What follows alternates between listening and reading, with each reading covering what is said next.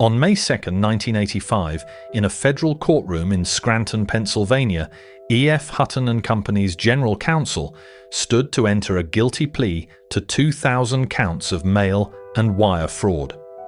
The firm did not contest a single count.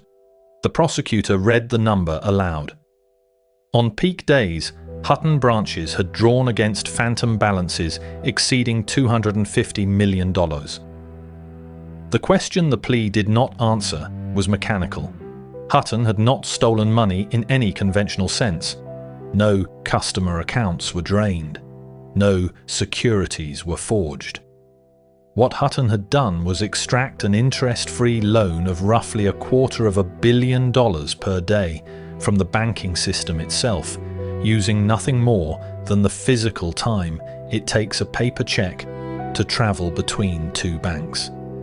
This episode is about that interval and how a brokerage turned it into a funding line. The mechanism at the center of the case is check kiting. In its ordinary criminal form, kiting is simple. A person holds accounts at two banks. He writes a check from Bank A, which has no funds to cover it, and deposits it into Bank B. Before that check clears back against Bank A, he writes a check from Bank B and deposits it into Bank A. Each deposit temporarily inflates a balance the depositor does not actually possess. The scheme survives only as long as the checks keep circulating faster than they clear. The reason kiting works at all is a legitimate feature of the payment system called float. Float is the interval between the moment a bank credits a deposited check as available funds and the moment that check actually clears and debits the paying bank. During that interval, the same dollar effectively exists in two places. The banking system tolerates float because paper checks physically move. In 1985, a check drawn on a bank in one Federal Reserve district and deposited in another could take several days to present for payment. That delay was not a loophole. It was the settlement architecture of the era. What Hutton did was recognize that float, at sufficient scale and velocity, is indistinguishable from a zero-cost overnight loan. A firm that could reliably keep hundreds of millions of dollars in transit at all times would have the continuous use of that money without ever borrowing it, without paying interest, and without recording a liability. The scheme required no fictitious securities and no falsified customer statements. It required only a network of bank accounts and a disciplined system for moving funds between them faster than the checks could settle. Now, the architecture. According to the record established in the Scranton proceeding and the internal review Hutton commissioned afterward, the scheme operated through the firm's own branch and regional banking network. Step 1. Hutton maintained accounts at hundreds of banks nationwide. Branch offices held local depository accounts. Regional offices held concentration accounts. A small number of accounts at large money center banks sat at the top of the pyramid. Step 2. A branch would draw a check against its regional concentration account and deposit that check into a local bank, crediting the branch's own account there. Critically, the amount drawn frequently exceeded the actual balance in the regional account. The branch was writing against money that was itself still in transit. Step 3. The regional account would then draw against the money center account to cover the branch draw, again in an amount that anticipated funds not yet settled. Because the accounts sat in different Federal Reserve districts and at banks with different clearing schedules, each layer added a day or more of float. Step 4. The local bank, seeing a deposited Hutton check, would extend same-day or next-day availability. Hutton branches would then wire those provisional funds upward into interest-bearing overnight investments, or use them to fund operations before the originating checks cleared. The record establishes that the scheme evolved from occasional overdrafting into deliberate, systematic overdrafting. Internal Hutton practice came to reward branch managers for maximizing the interest earned on funds under their control. The mechanism to maximize that interest was to maximize the float. A branch that drew precisely against its actual balance earned nothing extra. A branch that drew against balances still in transit and did so repeatedly across a chain of banks generated a continuous pool of provisional funds that could be swept into overnight markets.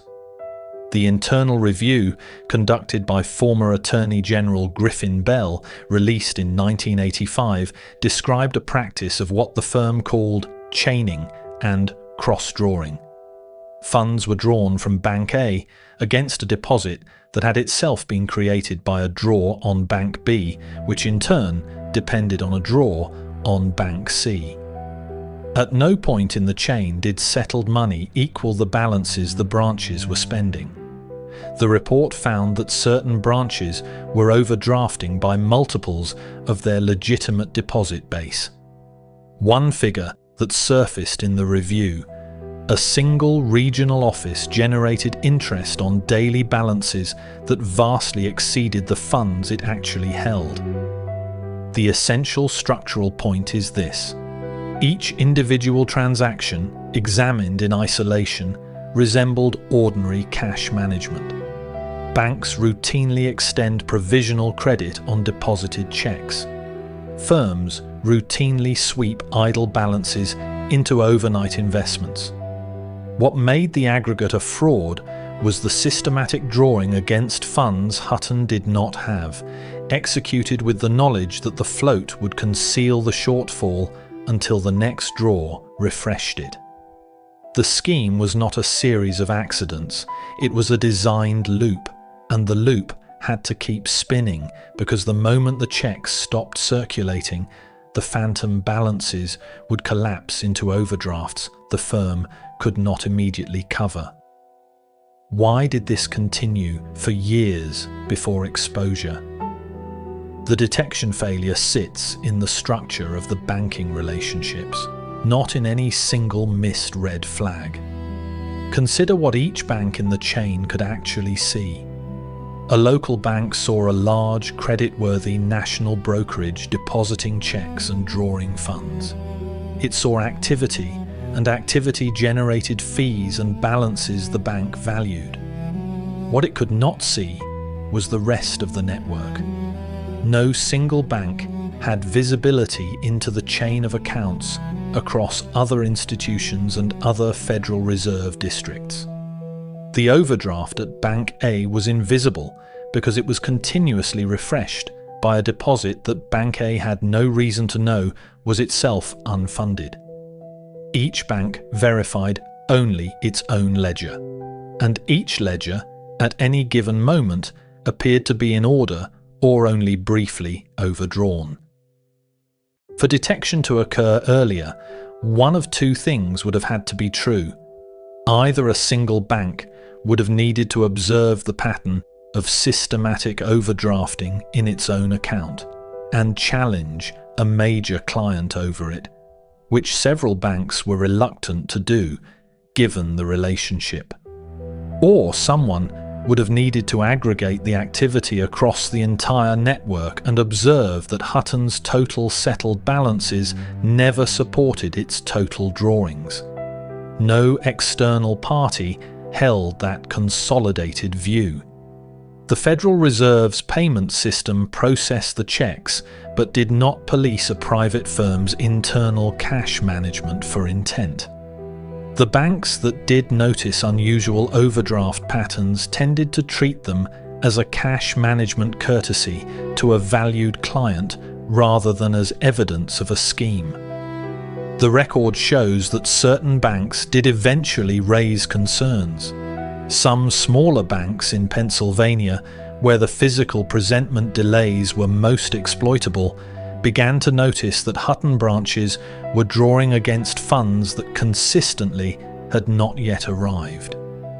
A community bank's questions to its correspondent and ultimately to federal authorities provided part of the thread that investigators followed. The verification chain failed because it was never designed to verify intent across institutional boundaries. It was designed to clear paper. The unraveling began when the pattern of overdrafts at Pennsylvania banks drew the attention of federal prosecutors in the Middle District of Pennsylvania.